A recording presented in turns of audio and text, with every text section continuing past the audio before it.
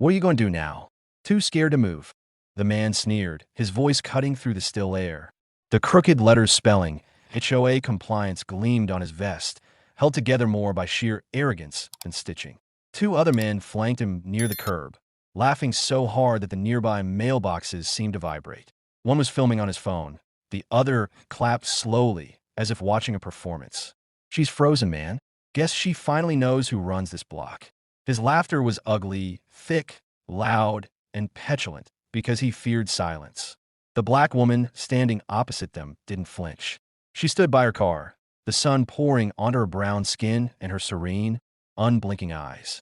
The air around her carried that heavy, silent hum right before a storm. Come on, say something, the man goaded, shaking the weapon for emphasis.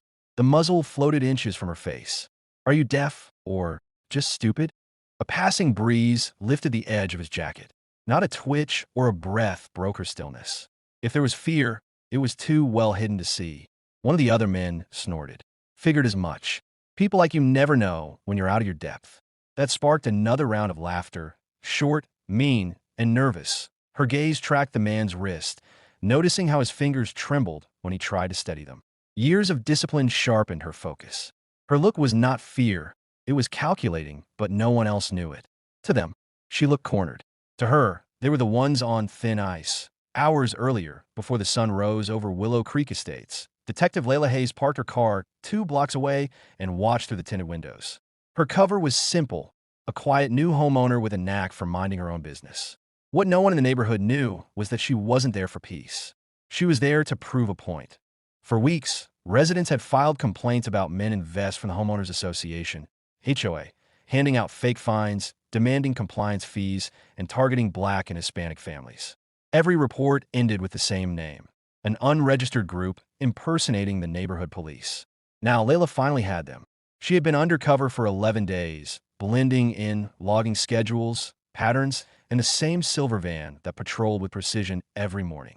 Today, the trap was set, but the plan hadn't included a gun in her face. Back in the present, the man's grin widened as he shook the weapon closer.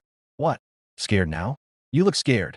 His partners chuckled, one filming, the other egging him on. Yeah, tell her what happens when people don't follow the HOA's orders. Their laughter grew louder, echoing across the driveways. Layla didn't speak. She didn't blink. She observed his grip on the weapon. Too tight, right wrist rigid, stand sloppy. She could read the fear in men like him the way surgeons read heart monitors. Then it happened. The leader stepped forward one more time, shoes scraping the concrete. Are you listening to me? He snapped. Answer me when the sound hit first. A hollow crack of skin on a wrist, followed by the sharp gasp of a man losing control. The weapon flew sideways, clattering onto the pavement before anyone processed what happened. By the time their laughter morphed into confusion, she had moved again, fast, deliberate, trained. Her left hand snatched his arm. Her right shoulder dipped low, and with a twist that seemed impossible, she slammed him to the ground. The impact echoed down the street. The second man staggered back, eyes wide. What the hell? He thought. Hey, take it easy. She didn't even glance at him. Her knee was pressed between the leader's shoulder blades, one hand locking his arm in a hold that made him whimper through gritted teeth. Still think it's funny? She asked quietly. The question was harder than a punch. The laughter had vanished, choked by shock. The man with the phone stopped recording, his hands shaking as he lowered it. The third man was frozen, unsure whether to run or plead. Let me go. The pinned man barked, his voice ragged with rage and pain. You can't touch me. I'm law enforcement. She leaned closer. Shut up. You're a man in a costume. Get up, she commanded. Layla's gaze swept over them. Cheap badges, fake radios, IDs clipped to their belts that matched no legitimate database she knew by heart. She bent down, snatched up an ID, and held it high. Owner Operations Authorization, she read. That's not even a registered agency. She tossed it onto the hood of her car. You're scammers, and you just violated half a dozen laws. Impersonating law enforcement, unlawful intimidation, racial harassment, and possession of a replica firearm. The tallest man stammered, Ma'am, you don't know what you're talking about. Silence, she said. Out of the corner of her eye, she caught movement. Neighbors on their porches, phones held high, recording every second. The fake officers looked around, realizing the crowd had turned on them. One whispered, Turn that off. No one listened. Layla straightened, her gaze locked on them. You want an audience. Now you have witnesses. She reached into her jacket, slow and deliberate, and flipped open a leather badge wallet. The gold shield caught the sunlight. Detective Layla H., State Bureau of Investigation. Their faces went completely white. The man with the phone whispered, "Oh my God." The leader looked ready to melt away.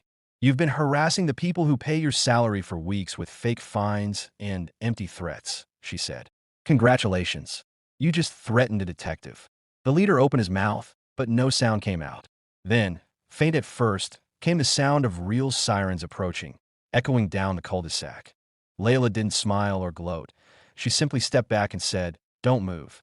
The real cops will be happy to finish what you started."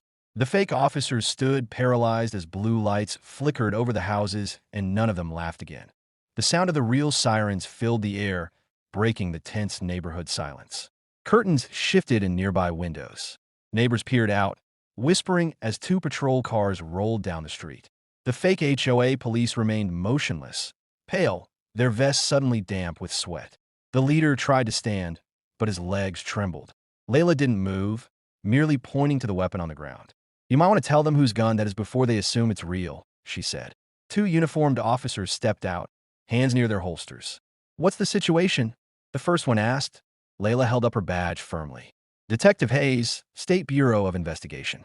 These three have been impersonating law enforcement and harassing residents with a fake HOA security detail." The officer blinked. "Seriously?" "Book 'em," he said. "You'll find fake credentials, stun guns, and intimidating pamphlets. They've been running a racket." The police moved fast. One by one, they cuffed the imposters, stripped off the fake badges, and tossed them onto the hood of a patrol car. The leader tried to protest, shouting about misunderstandings and board orders, but it only made things worse. Layla watched with an unreadable expression. "Funny," she said quietly. "How quickly the courage fades when real authority shows up." The officers nodded respectfully. "We'll take it from here, detective." As the three were loaded into the back of the cruisers, the neighbors began to gather. Phones were out. Some applauded, others just stared. One woman murmured. She didn't even raise her voice. Weeks later, the report went statewide. The men behind the fake HOA compliance scheme were charged and convicted for impersonation, unlawful intimidation, and fraud.